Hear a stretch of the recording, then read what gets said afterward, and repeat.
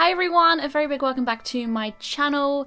Today I'm going to be doing a video on something that I've been wanting to do a video on for a very long time.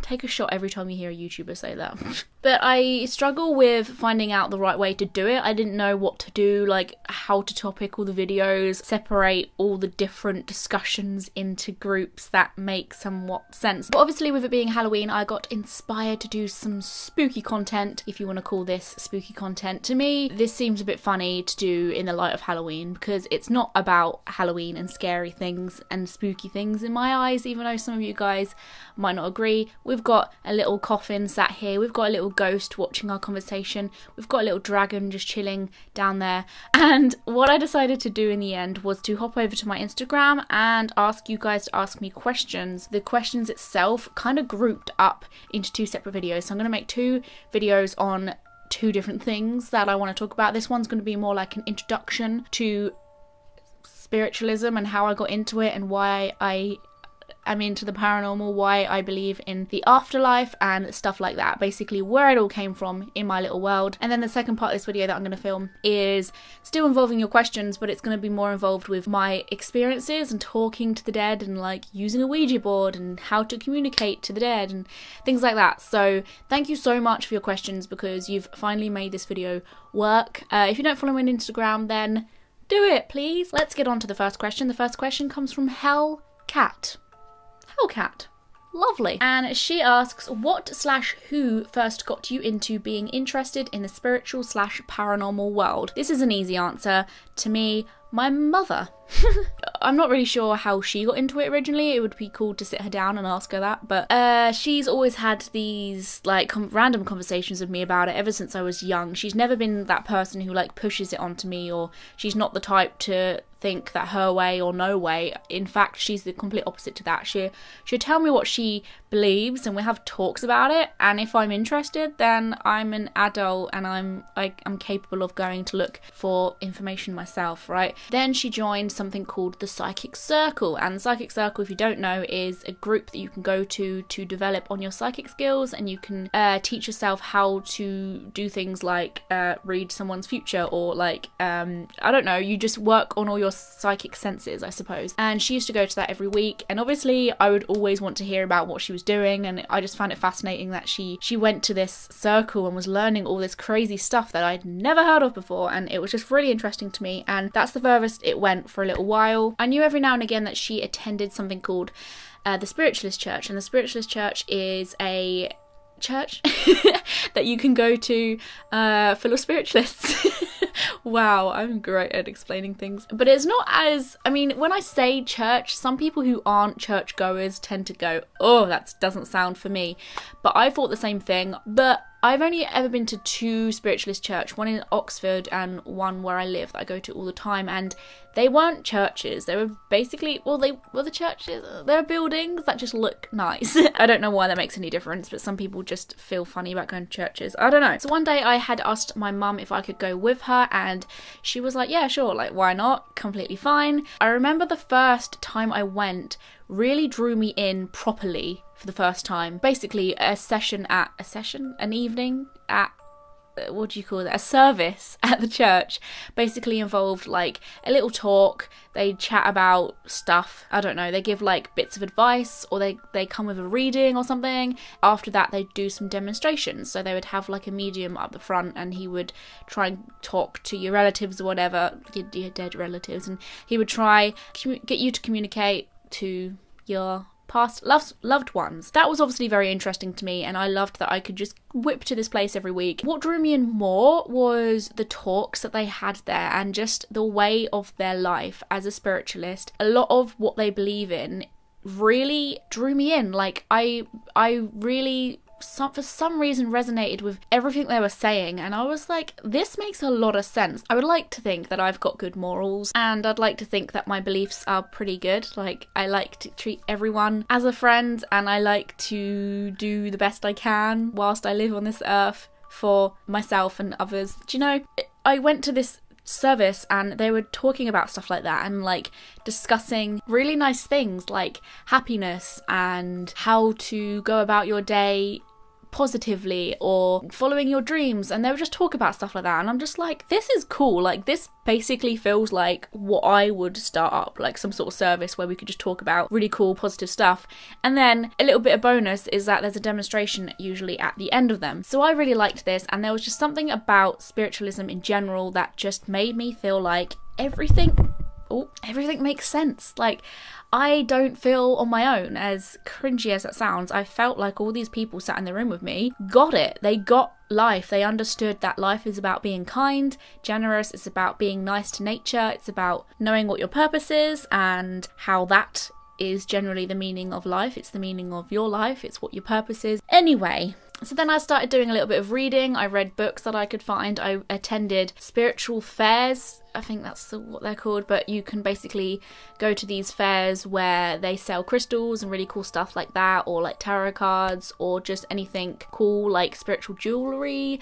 And then you can go to talks where they discuss things like how to learn to tarot read or positive thinking, you know, really cool things like that I would start attending. And then we also once went to, oh gosh, I've forgotten what it was called, but it was one of the very first spiritualist schools in the UK, and we went there, and it was a really beautiful massive building. And yeah, I basically listened to lots of talks, I read a few books, saw a few TV programs, got into that sort of world, and realised I wish I'd got there earlier. So I remember trying my mum's tarot cards for the first time because she had some that she was given from a friend, and I was like, ooh. So then I started learning tarot, and I tried to teach myself how to read my future, and I wasn't very good personally, but the thing is, you just learn these things. Sometimes you're just born being able to read someone's freaking future, sometimes you're not. Sometimes you can just teach yourself how to do something like read someone's tea leaves, or use a pendant, things like that. Bella Bambina is a great name, and she asks, do you believe in ghosts / spirits, neither or either? And what are they in your eyes? I like the neither and either bit. I would say I believe in both. To me, a ghost really is just a spirit appearing or manifesting in the living world. I always see your spirit as like your soul pretty much, and we've all got that like inside us. A ghost is like more so physically a form that you can see. I don't think other people will define it as that, but that's the way I've always seen it. Cheeky Steffi asks, I go to a spiritualist church. After a couple of sessions a week, do you get sense of smell? For example, I smelt a sense of cigarette and nobody was smoking. Not sure what that meant, but that was at the end of the church service. Obviously, I can't say for your experience what happened there. It could have easily just been like cigarette smoke on someone's coat that happened to like walk past or something like that. I'm not the type of person to just jump on a bandwagon and say, oh my god, like you smell a ghost and that's really good and that's 100% a paranormal experience. Like, part of investigating ghosts and stuff, it's really cool that I can constantly find evidence, and I'm just picking up evidence as I go along, which I find really cool. But I'm not the type to get too excited about stuff like that. However, obviously, if you're attending a spiritualist church, you're sort of in a way opening up to that part of the world. You're sort of letting yourself in to people that might want to get in contact with you, and I think once you've done that, the chances that some stuff might appear is probably going to get higher. I'm not saying that to freak anyone out, like you can go to the church and nothing can happen. Nothing happened to me, there was no difference. But what I'm saying is, if you're like surrounding yourself by people who are that way inclined, like the chances are that there's going to be things you see at the church is pretty high, possibly higher than it would be maybe at the corner shop. Obviously you can sense things anywhere, it doesn't even matter. You could be on the toilet and see something, but you're opening yourself up to that world. I can imagine it being very common to see or sense something in a church, particularly a spiritualist one. Also, the sense of smell is like really common. The sense of smell psychically is like one of the most common senses you can have. Like, people who don't see anything, or maybe don't even believe, or haven't been looking for it, or don't even care for that, can sometimes get an odd smell where they're like, where does that come from? And there's literally no reason for it to happen. And I know a lot of people will say, smells can come from anything, like can blow in the wind and all sorts, but it's not just like a faint smell. It can be a really strong smell. Like, imagine if you were sat in the room that you're watching this video now, and suddenly you smell like baking bread or something, you would know that something's not right there. You would know no one's baking fresh bread in the room with you. You would just be like, and it would just, you would know, okay? You would know. My mum and I and my sister sometimes can smell my granddad. He used to smoke a pipe. I would just be sat there and it stinks in the room and I'm just like, Granddad. People are gonna think I'm crazy when I make this video, but yeah, that's really common. The next question comes from Dave B. Hello, Dave. Do you believe that people are reincarnated? And if so, do you believe that you were reincarnated by someone or something? Ooh. So I don't want to speak for every spiritualist out there. Some of you might not agree with what I'm saying, and that is totally fine. I personally believe that all of us watching this video, I mean, it's very rare if you haven't, but most of us have already been on planet Earth, and this is not your first time here. Some people will sense that it is their first time. Some people will sense if they have been back numerous amount of times. Some people will know where they were and who they were and what country they were in, what type of person they were. Some people will know that kind of thing. I remember my mum telling me that this woman had actually read my mum's past life to her, and she was telling her that she was this midwife many years ago in a village, and my mum had helped so many women give birth, and yeah, she she was a really important woman to this village, and just things like that is really cool to think about. And I do believe that myself, and I think that a lot of the lives that you've had in the past determine how you are in this life. So let's say you have a fear and you're not really sure where it came from. Perhaps it could be something that you experienced in a previous life. Maybe you get weird feelings about certain countries, or just something for no particular reason. Maybe a colour, or maybe a scent, or maybe you have some sort of thing about you that you're not really sure where it came from. I personally believe sometimes, not all the time, it could be from something you've experienced in the past. So yeah, I do believe that we do come back after some time in heaven, or whatever you want to say that we go to. I think that you die and then you are spending a lot of time, like years and years and years, because time goes very fast there, and you're sort of like, you're always learning basically. You're learning when you're dead.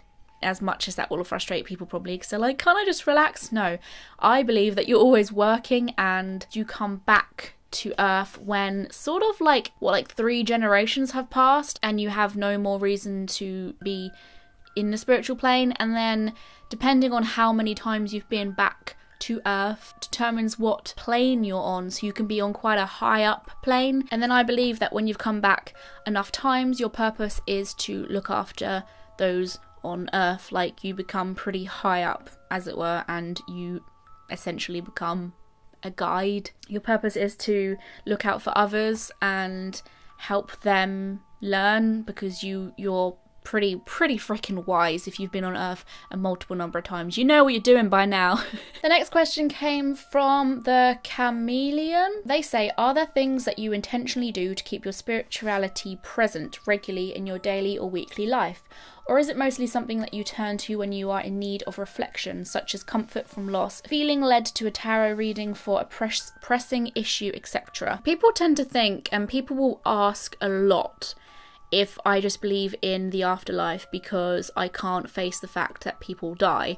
People will say, are you scared of death? And is that the reason that you believe in ghosts? Do you find comfort in knowing that we go to a better place? And of course, those things are true. Like, I do think that does sound a lot nicer. That's why I obviously choose to believe it. And there are going to be times where I do feel a little bit down and I would like a boost. And so I will possibly get my near future read, or I will just go to the church to generally feel better, because that's what they tend to do there. The feeling of being at the church sort of boosts you and makes you feel refreshed, and that you can go about your life again feeling happy and upbeat. So sometimes that can be true, and for some people that might entirely be true, but spiritualists' beliefs and morals seem so logical to me, and I'd like to think that I live by them on a everyday, day-to-day basis. And it doesn't necessarily just need to be about ghost hunting and finding my long-lost granddad. It's just about developing as a person, developing as a human, and ensuring that you're doing what you're here to do, you know? Most people will believe that you have a guide, you have someone looking after you, so once you open up to that spiritual world and that you let that in and start learning how to communicate to your guide or just communicating to whoever it is that you can now chat to, like your past granddad or daughter or mum or whatever, you're going to learn to use that in your everyday situations. You don't necessarily need to be going through a tough, horrible time. You can just talk to someone when you kind of want guidance for like small everyday things. It doesn't have to be a really sad, depressing thing. And actually sometimes people recommend you not to use tarot cards when you're sad and upset and low and depressed, because it can let more negative energies in. Or some people say you shouldn't do the Ouija board if you're feeling pretty low, because that can also do the same thing. It doesn't necessarily need to be about low moments. However, I get why you'd ask that question. The next question comes from B Shorty, and she shells seashells on the seashore. I don't know where that came from. What are the most intense paranormal experiences you have had? Anything that's left a real irky mark on you? This is the thing. Most people think that if you believe in this kind of stuff, then you've probably experienced something pretty intense and that's made you pretty strong about the paranormal, but actually I haven't really gone through anything too crazy. There isn't anything too dramatic I can tell you. There's been a few bits and pieces that I could mention, but nothing that's not like set in stone as so obviously paranormal experience, you know? Like, I could always find an excuse for some things that I've witnessed myself. However, I have met so many people, I have heard so many stories, I have been to a psychic reader, I have met so many mediums, I have seen so many readings being done, I have been to so many talks, there are so many moments in my life where I'm witnessing things in front of me and I'm thinking there is no more explanation behind this about why I don't believe in it anymore. It gets to a point where such crazy stuff happens, you're like, there is no more room left in my brain for Skeptic Ellie. Honestly, I've been on a ghost hunt too. I'm going to be going on another one very, very soon. But they're really interesting. They're really cool because you don't go for yourself. It's not about people trying to find answers about their mum that they lost and getting evidence of that. It's about finding evidence when searching around an old building and trying to get evidence on what happened in the building and the year things happened and the history behind the building, and then finding out afterwards whether it's true. And you get evidence from that, which is insane, and you're thinking this isn't a coincidence, you know? This isn't a coincidence. I guess when you meet enough people who see things themselves and you hear enough people give someone a reading and it's all like 100% accurate, or I've been given a reading and I'm like, there is no way you know those things about me. It gets to a point where you don't even double think it anymore. It was more like a gradual experience of me being interested and then getting into it, and then next thing, it's part of me. It's what I truly believe in. The next question comes from Hannah is a Ghost, and they ask, do you believe in heaven and hell? This is an interesting one to me. This is something that I don't generally think about too much. I haven't really looked into this side, probably because it freaks me out a bit to wonder whether that is true or not. I'm not saying I'm completely disregarding it and saying it's not real, because I'm just being ignorant and stuff. There are a lot of people out there who truly believe that if there's a good, then there needs to be a bad. I've always seen heaven as like one place where literally everyone goes. It's like a plane, a spiritual plane. There isn't like a judgment of a good and a bad person. At the end of the day, we're all here to learn our lesson, and although I don't think that bad people go to a bad place, I do think that the place they go, which is still heaven, is a completely different experience to them, because they are learning lots of different lessons than somebody who is good, maybe, you know? You're less likely to be somebody who has visited Earth multiple times, and you're going to be someone who has a whole lot to learn if you're considered a bad person, I think. I just get this feeling that there isn't such thing as hell. Heaven has a place for everyone, because heaven is just a place that you go when you die, right? However, I have heard plenty of stories about demons and bad spirits and bad entities and like things that you shouldn't be messing with, and I know that there are rules that you need to go by if you are doing things like the Ouija board, because bad things can happen. And if there's bad things like that out there, and if if I am protecting myself from them when I do things like the Ouija board, or if I've heard bad things that have happened to people, then surely there's got to be some sort of bad place out there. I'm unsure, but that doesn't stop me from protecting myself. I'm always going to be cautious. I'm not going to be ignorant about it and then just assume it's not there. Obviously, I'm always going to make sure that I am being safe with everything that I choose to do. And the last question comes from Let Silence Speak, and they say, do you believe in destiny / that everything happens for a reason? I believe that we kind of do have some sort of destiny that's set out for us. We all have to go through a certain thing that we were destined to go through, but it can change dramatically as time goes on. So some people may go to a psychic, and I believe I've spoken about this on my channel before already, but some people may go to a psychic and then they will say something to them and then it never ended up happening. But if you're going to get told something that might happen in your life, you might subconsciously start making different decisions to change that, such as when I got told that I was going to be pregnant, I obviously got a bit more cautious, and I wasn't.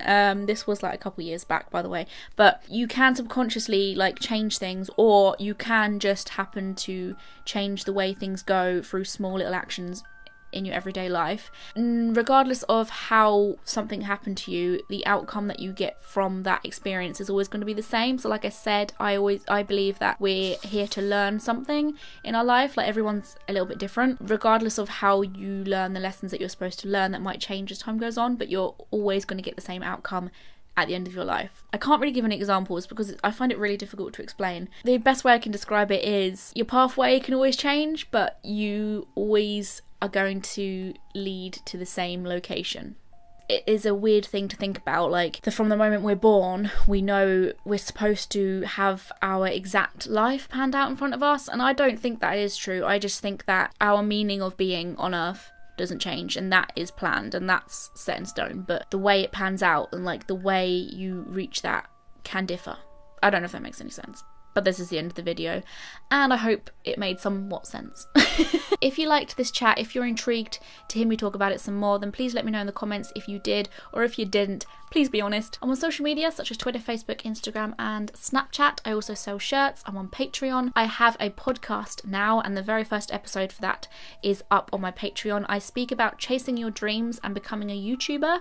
So if that sounds like something that might be interesting to you, then all you have to do is donate at least $1 a month. It's very, very cheap. So if you want to be over on there, then catch that. I'll leave a link down in the description box below.